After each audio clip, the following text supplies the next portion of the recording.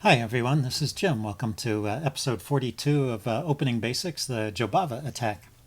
So the Jobava attack goes like this: d4, d5. We're in the d4, d5 series of openings. Knight c3, knight f6, and then bishop to f4. Now previously in this position we looked at the moves bishop to g4. That was in the previous video. That was the Richter-Verasov attack. And then we also looked at the move e4 in this position, the Blackmar-Demer gambit.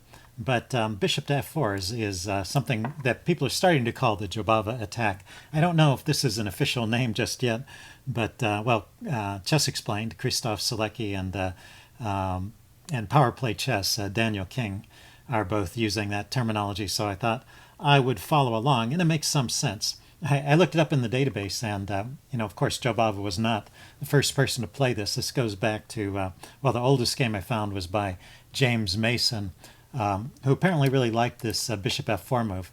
Anyway, he was a 19th century American player who came from Ireland originally, and he also was an early adopter of the London system. He played the London system before it got that name as well. He just liked this bishop f4 move. But this is not the London system. This is different. This is with the knight on c3, putting pressure on the center, but avoiding the pawn move c4 or even the c3 pawn move you'd see in the London system. So the idea is just to go for active piece play. And well, let's take a look at the first game I have here as an example. This is a game that was played by Jobava in 2016. He had the white pieces, and his opponent is Ruslan Ponomarev, a 2700 grandmaster, so two very strong players. Badur Jobava, his rating at the time was 2665, so pretty evenly matched. He starts off with d4. Ponomarev plays knight f6, so there's often a way to get to the same position where knight f6 will be played. And then after knight c3, really the best move is just to play d5. If you play something else, I mean, other moves are playable. You can play g6, for example, and this would transpose into a Pirtz defense. And this is a fine position for white. I mean, it's okay for black too. The Pirtz defense is a playable opening, but but white has a nice space advantage here, and this is the classical main line of the Pirtz.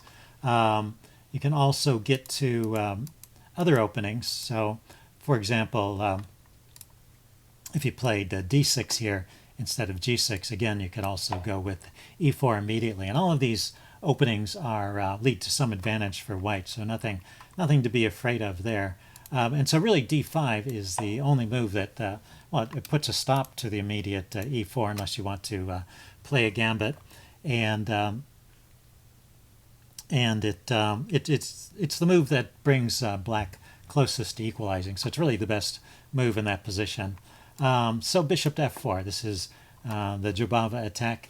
And the idea is, in addition to just active pieces in general, is you're already starting to coordinate on the c7 square, and we'll see there sometimes that actually happens. Usually black finds a way to avoid running into that, but it's something that black has to keep in mind as he's developing.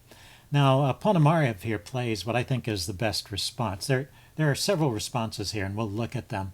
You can play e6, you can play c6, you can play g6 at this point, and those are all fine responses. When I had this position, I played c6 the first time I saw it. Seems kind of natural, just keeps the knight from coming into the b5 square, and it supports the center. But it turns out that c5 can also be played here, and it's a very logical move from black's point of view. White's stuck a pawn in the center and hasn't defended it yet with another pawn, so why not just put pressure on it? And you can't really go with knight b5 here. This actually loses to queen a5 check. The knight has to go back, and then you take the pawn, and white is going to lose some material. So that whole knight b5 thing is not on just yet. Badur Jobava plays e3, pretty logical move, just defending the center, and also, by the way, defending the knight. So knight b5 may be will become an idea at some point. Um, so let's see. Ponomarev continued with the exchange, just taking on d4, and Jobava took back with the pawn. There's just not time to play knight b5. It's getting to the point where it's almost playable, but not quite. I mean, there's still this queen a5 check, and it's a little awkward to do something about the check. The knight's defended now, so you don't have to retreat the knight. You can block with the pawn c3, but then after he takes, come back with the knight. You're down a pawn and you don't really have a lot to show for it. So probably not such a great line for white. There is a tricky line here with knight c7 check. Just going directly for that, and with the bishop defending the knight there.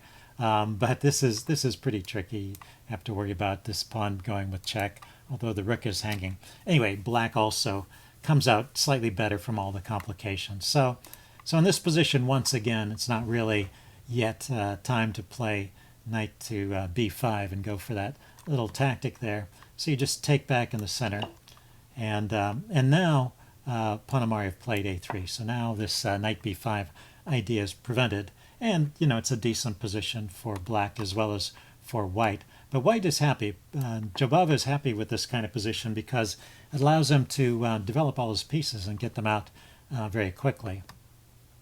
So let's go forward. And in fact, if I didn't say this earlier, I think this is really a model game for how you play the Jobava attack. So we'll see. First of all, the opening, black is playing the best system or one of the best systems against it. And the position is probably equal for black, but somehow white manages to keep things active. So anyway, he brought his bishop out first so that he could place his knight here defending the center, which was now starting to come under attack. So black goes e6 at this point, needs to develop the bishop. Queen to d2. So prepared to castle on either side. b5, trying to make things a bit uncomfortable for white if white chooses to castle queen side. So he just goes king side. Bishop e7, black is prepared to castle too. a3, just holding off this pawn for a bit, keeping a knight from hopping into that square and harassing the bishop. Bishop to d7, h3. So providing a retreat square for this bishop. It's also a move you often see in the London system. And once again, it also is keeping a knight out of the g4 square. So black castles here. Rook fe1. Knight to a5. So looking at this nice c4 square here, harassing the queen. Jobava ignores that and plays rook a d1. And Ponomarev goes with queen to b6. So let's stop at this point and look at the configuration of the pieces. It's just kind of marvelous how all of White's pieces have been centralized, and there have been sort of minimal number of pawn moves. He placed the pawn in the center and defended it, but other than that, he hasn't done a whole lot. He did move 2 pawns forward on the flanks to control some squares, but in general, White's focus has been on getting castled and getting his pieces out, and in particular having them well centralized. So let's see. I mean, it's all fine, but how can White take advantage of this? Let's see. He goes knight to g3, starting to move his pieces over towards the king side. Black is castled to the king side, so it makes sense to move there. And Ponomarev goes rook f to c8, putting a rook on the c file, and maybe threatening to take the exchange here at an appropriate moment, or maybe threatening to place the knight there and be able to take back with a rook instead of a pawn. It's actually a bit of a mistake. So there's kind of a cool tactic here. So if you want to see if you can spot the tactic. Okay, this tactic just leads to a trade, so it's not like a huge win, but it's a trade that sort of improves things for White. Plays the move knight to f5, and this is just a good move. Let's see, the chess engine actually was recommending, instead of rook fc8, to play rook f to e8, just defending the bishop, which would prevent that knight f5 move.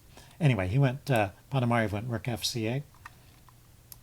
And so Jobava hopped right in with this knight f5 move. And that's, I guess, one point. When you're playing this kind of system, you really have to be active with your pieces, and you have to be alert and look for these little tactical opportunities. Now, if the queen comes back and defends the bishop, then white can just trade and then put the bishop on g5, pinning that knight, threatening to take here because of the pin along the d file, and that's just a good position for white. So Ponomarev took the knight, just traded the knight for the bishop, and hoping to maybe get some mileage by chasing that rook around. And he starts with the move bishop to e6 to try and trap that rook, and maybe the knight can come in later and he can get some mileage that way. But because white is so active, this doesn't actually work out. If we back up, the chess engine says actually the best move here is to bring the queen back to d8, and then the rook would have to drop back. If it tries to stay here much longer, say you defend it, then the knight is going to hop in here, and its situation does get a bit awkward. So in the game, so the best line here is rook to e5, and this is putting pressure on the d pawn, and it's just again, this is a good position for white. It's difficult for black to hold on to that pawn, and there doesn't seem to be any good way to exploit the position of the rook at this point. Okay, but Ponomarev played bishop to e6, and that seems like a fine idea at first, but there is another tactical move here, and this is really starts to put the question to black's entire position. So if you want to think about it here, what would you play as white in this position? Okay, I have to admit, I don't think I ever would have found this move, but Jobava played the move bishop to h6, just putting the bishop on a square where it can be taken, and Ponomarev took it. So we'll get to see what happens if black takes. Just wanted to mention that if black plays something else, say knight to h5 is an alternative here, trying to defend on g7, and there's a if we back up here, there's some problems with this this knight. It's kind of loose there after the queen comes to g5. So anyway, this is one way to try and rescue it. Queen to g5 still leads to a good attack for white. So anyway, but he took.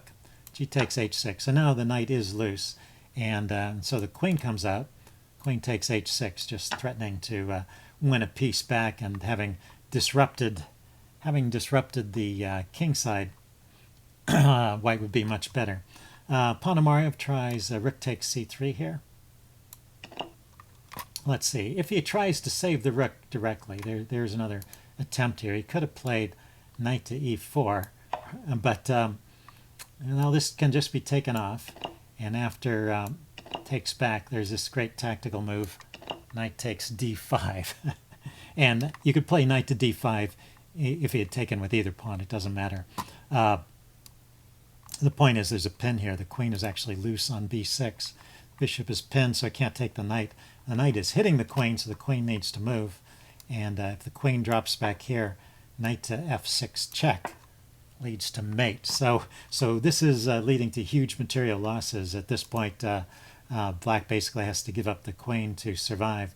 So that's why this is not such an easy position to play. So rook takes c3 is not such a bad idea, trying to give some material back and try and rescue his position here. So after rook takes c3, he doesn't take the rook, but he plays the check. Queen g5 check. King runs to f8, hitting the rook. If it goes to h8, it's actually worse. The queen will grab the knight with check. So it goes to f8. Queen takes knight. And now rook takes d3. So the rook has grabbed a couple of pieces. But after c takes d3, black thought about this position for a while and resigned. So that was it. A really short knockout. Now these games are always not so short. Sometimes they can lead to long skirmishes as well. But the key, of course, is getting your pieces active. So let's research a little bit and try and figure out why black resigned in this position. So one thread is just taking the bishop here. Let's see. So for example, if he plays knight to c6 to try and harass this rook and drive it away, then rook takes is just picking up a piece and also maybe getting this piece as well. This pawn is pinned and the rook, or the knight there, shielded the queen from the defense of the bishop. So let's see, what else could we try here? There's queen c6, just keeping the queen in line with the bishop, putting it on a square where it's defended, so there's not a pin here. And then white can play the move rook to e1. And this bishop is still pinned. It's not pinned against the queen, but it's pinned because it's needed to hold the f-pawn. There's a mate threatened, and the bishop is a key defender there. Now this queen c6 move has afforded the idea of rook to e8 there, trying to chase the rook away. But now the other rook can grab the bishop, and, well, mate is threatened. And this is a dire situation. If you take with the rook, then there's another mate. There's this mate over here, so that doesn't work. If you do nothing, there's just queen takes f7 as mate. And if you play queen takes rook, which is probably the best defense, then you have rook takes queen. And after rook takes rook, you have queen to d8 check, which picks up the knight. So you would have queen versus rook at the end of all of that, and just a win. So if we back up, Ponomarev resigned in this position after after pawn takes rook on d3. There was just no longer any defense, even though black was up a bit of material. His knight was still out of play, never managed to get back into the game. So a good example of how to play with the Jobava attack. By the way, I'm going to put pointers to these games in the description of this video so you can go and play through them yourself. This was a nice short knockout. The other games are longer, and I'm not going to go through them in as much detail, but they're all very interesting games. So let's take a look at the next one. Okay, this game was played between Jobava once again and Vladimir Verameychik. So this was played in the European Rapid Tournament in, let's say, 2015. And Verameychik is not as strong a player. His rating is only 2,300. But, well, I mean, that's still quite a good player. So interesting to see how Jobava plays this. So this one starts off d4, d5. Knight c3, knight f6, bishop f4, starting position of the Jobava attack.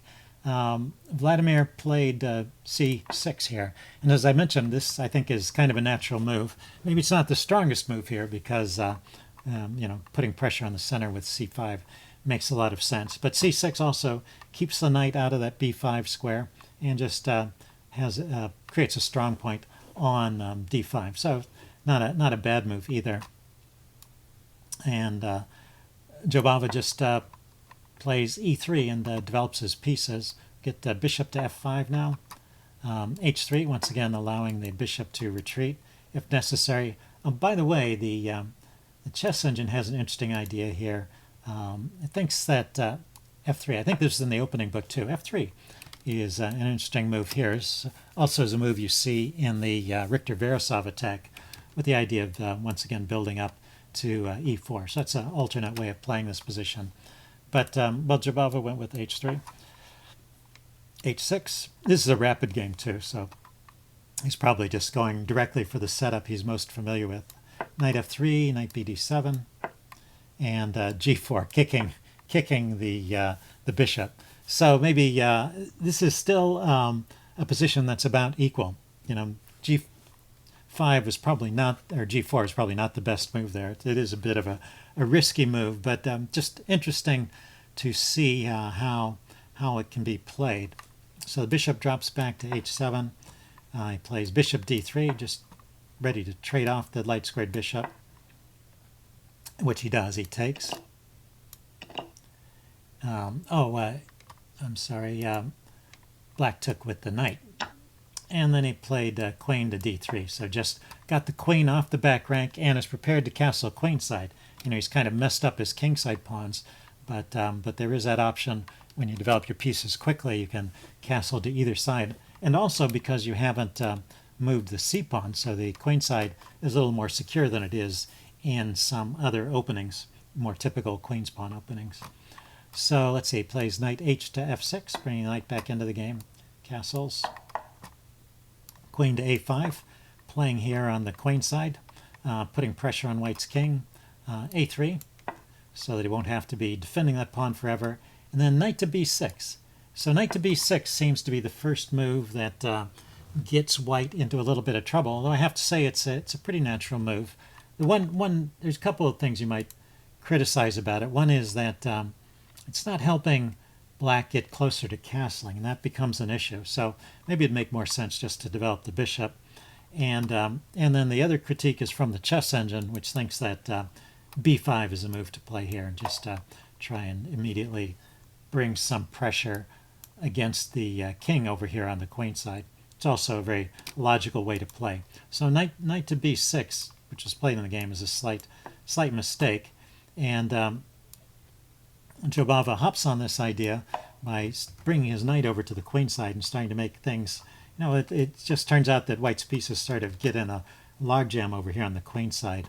Now this knight b6 was part of some planned knight maneuver apparently, because the knight's gone like this. The knight went from d7 to b6, and now it's gone back to c8. Of course, he had to make some space for his queen, but he also maybe planned this, and he wants to bring the knight over here to one of these dark squares, or maybe support the bishop coming to this square more. I guess that's more likely. So there was some logic to black's play, but just a little too slow in this position. After knight c8, let's see, rook h to g1, preparing to push forward on the king side. Bishop e7.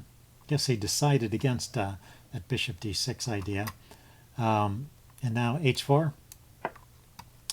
And knight to d7 was played. So getting out of the onrushing pawns. And now it looks like black is in a situation where he can't decide which way to castle, because if he castles kingside here, he's just walking right into this ready-made attack.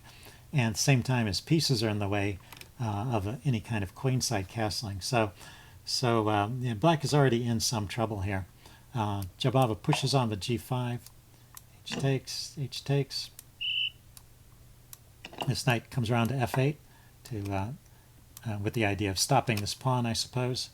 But g6 anyway, and f6 was played here. Yeah, I guess he wasn't willing. You know, if he takes that pawn, Jobava would probably sacrifice the exchange, because this looks like a pretty good situation for white to be crashing through as well. So I think in this position he decided against taking that and just played f6. So now e4. So white gets in that e4 move. Since you can't break through on the side, that's become closed. But white's king, or black's king, is still in the center, so breaking through in the center makes a lot of sense too. Now bishop to d6 is played, but now e5 can be the answer. And after an exchange here, the bishop has to retreat, and the bishop went to e7.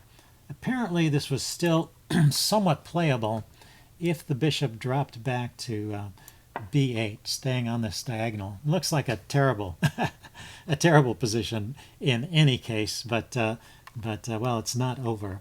After bishop e7, it seems to be losing. So Jobava continues with queen f3, bringing the queen over to look at this juicy f7 square. queen retreats back to c7. And now bishop to e3, opening up that file, and bishop to d8. So that was the idea. The queen can defend along the 7th rank. And now here's where we get to the tactical moves. So if you want to spot a good move for white in this position, see if you can spot the idea.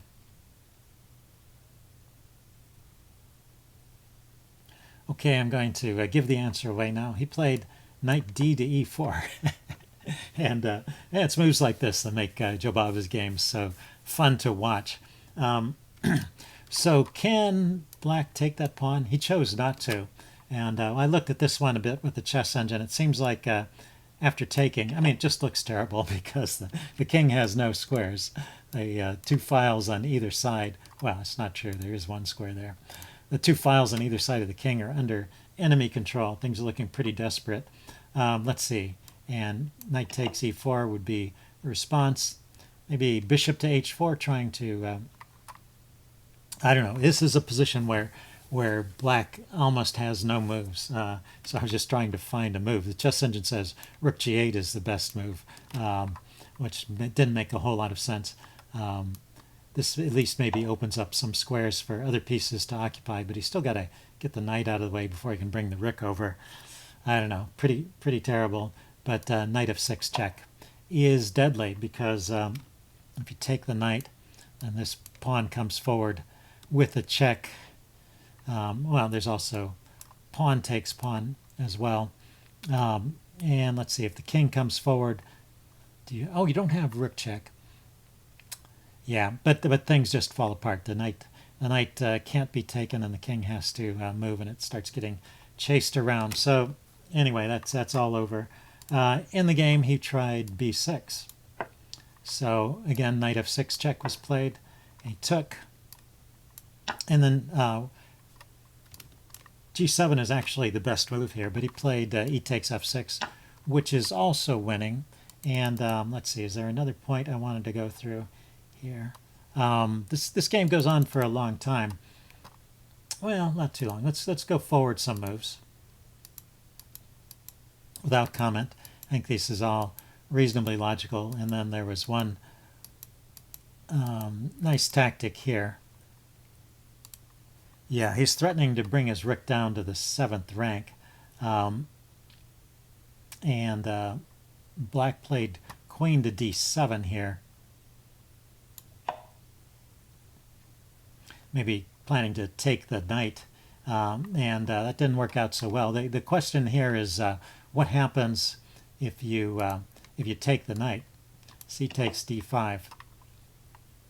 Then there's this rook g7 move, and while the queen gets out of the way, queen takes the pawn that's been left hanging, and then there's this check here, and this is just mate. This is like an epaulette mate. The 2 pieces on either side of the king are blocking its escape, and this is cut off. And well, let's see, you can only interpose a pawn, but then it's check again and mate. So anyway, it's a nice point there that knight can't be taken. So it's just kind of hanging there. So queen d7 was played, maybe trying to pick up the knight this way. And well, the game continued like this. And after a few more moves, this is just slaughter time, as King's Crusher likes to say. This move knight b6 is a nice finishing blow here. The king is in check and the queen is hanging, so he's going to lose the queen. He can take the knight if he wants to, but that's not going to help. Yeah, if he moves the king, he also loses the queen. So that would be the end of the game, and Vladimir resigned at this point. So let's check out the next game.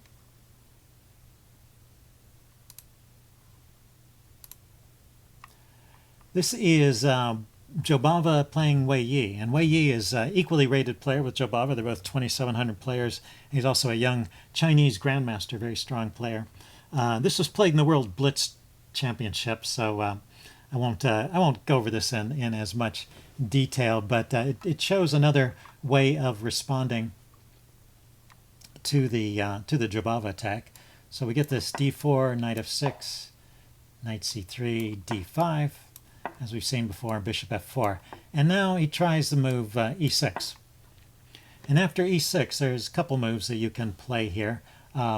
Just playing with e3 and going for centralization of your pieces with white is a good way to play, and that's something you can certainly go for here.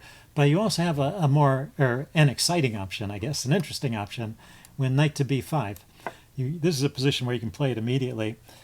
There's no check because the c-pawn hasn't moved yet, so there's no queen check.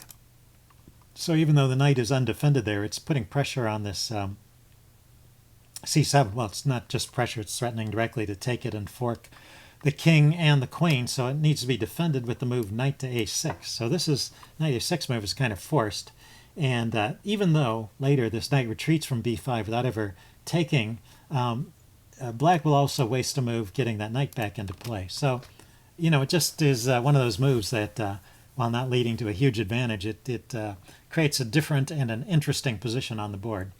Let's see. He goes a3. That'll keep black's knight from coming forward. Also keep a bishop from coming out and checking. Bishop to e7. Now he plays e3. Castles. Knight to f3. Knight to e4. And interesting play from Wei Yi. Wei Yi is going to do kind of a stonewall defense. We'll see here.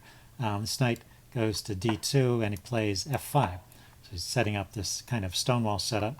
Can even continue with c6 at some point and kick that knight back. Jobava takes off the knight, and Wei Yi opens up the f-file. Bishop to e2, c6, kicking the knight, and the knight drops back to c3. So it may seem like that knight didn't accomplish anything, but as I mentioned before, this knight has also been displaced, so he's got to get back into the game. It continues with knight to c7, castles, bishop d6, takes, and then f3. Actually, the chess engine likes f3 right away, even before the exchange. Thinks that white has a slight edge there, but yeah, this seems okay as well. Takes and then f3, just trying to undermine these pawns in the center. He takes, bishop takes, and e5, and let's see. We get a long sequence of moves here. I can't comment on all of them, and like I said, I'll leave these. I'll leave pointers. I'll put pointers to these games in the description, so you can go through these games yourself if you want to check it out. But it stays in the range of about even for a long time. So this is one of those games that just goes on for a while, and something you should expect when playing these kinds of systems. They don't always go with you don't always have to go for the quick knockout, but just keep playing and look for your chances. And something happens here in a little bit.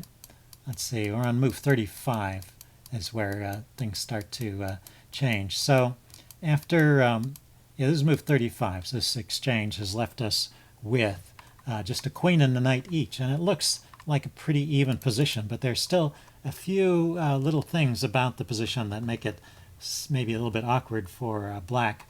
The chess engine is recommending queen to e8 as the best move here. And, well, you maybe won't understand why queen e8 is a move until you see what happened in the game. But it turns out the queen is a bit of a target on e7. So what Wei Yi played here, which is pretty natural, is knight to e4. Just developing that knight onto a good post.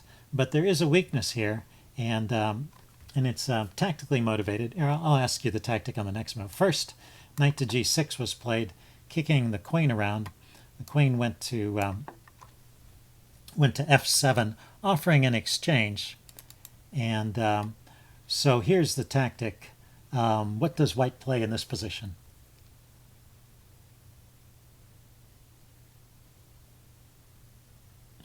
Okay, yeah, pause the video if you want time to think about it. I think this is not too hard to find. If I've given you the clue that there's a tactic here, you may be able to spot it. but I'm going to give the answer away now. It is queen takes d5. Yeah, you can just take that pawn because after queen takes, there's a fork, and so black is just or white is just a pawn up. Let's see, after the king goes there, knight goes there, and this game goes on for a long time, but eventually Jobava managed to convert that. Okay, and then there's one last game I wanted to show you guys, so let's check this one out. This is Jobava against Anton Demchenko. This was played at the European Individual Championship in 2016. Demchenko is rated 2589 and Jobava is rated 2661. So less than 100 points difference, so pretty comparable ratings. Jobava starts off at d4. We get the knight f6 line again, knight c3, d5, bishop f4. And now I wanted to include this one because Demchenko goes with the g6 move. It may be possible once again to play knight to b5 and force this knight out to a6. Something to think about there. But in this position, he went with queen d2, just defending the bishop and preparing to castle queenside. Although he doesn't castle for a while. So bishop to g7, and now bishop to h6. Thinks it's more important to trade off this dark squared bishop. So bishop takes, queen takes. Apparently it was better here just to castle. If in this position, if black just castles, white could still trade that bishop, but black can take back, and it seems like there's nothing too terrible happening. This line is playable too. Bishop takes, queen takes. Although, black is not going to castle for a little bit, so maybe slightly awkward for black, but he's just playing to keep developing. Bishop to f5. And Jobava doesn't leave his queen here. The queen maybe is going to get harassed with the knight coming here to g4 at some point. Might hit at an awkward point, but the d2 square seems to be a fine square for the queen anyway. Demchenko goes with c5, undermining the center like we've seen in the other games. E3, takes. Yeah, notice how he's always taking back with a pawn here so that he maintains the d pawn here and control over those squares. Knight to c6, just good solid development. F3. So F3 is keeping this knight from hopping in. Maybe a little bit of a counterintuitive move because you don't often want to move the f pawn, but you don't want the knight harassing the queen if you've got the queen sitting there on d2 and you want to keep it. So black goes with h5. Interesting play from black. He could just castle and probably nothing too bad would happen, but it would be a game. Let's see, white goes bishop to b5, queen d6, just defending the knight or preparing to take back with the queen, also activating the queen. He may be looking at ideas on the king side here. Knight to e2, a6 kicking the bishop, bishop takes, and queen takes. So his idea was to take back with the queen and keep this pawn structure. Now white just castles, so he gets castled, and h4. So he's not afraid to castle into this pawn attack over here. And it seems this was a good judgment. It seems that these pawns don't really amount to a whole lot over on the king side. And in the meantime, black has gotten himself into a bit of an awkward position with it not being so attractive to castle to either side.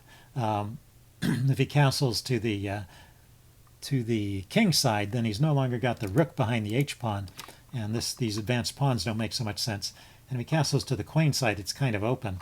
So in fact, his king stays in the middle for a long time. Let's see, he plays a5 here, which maybe is a slight mistake. It does give up the b5 square.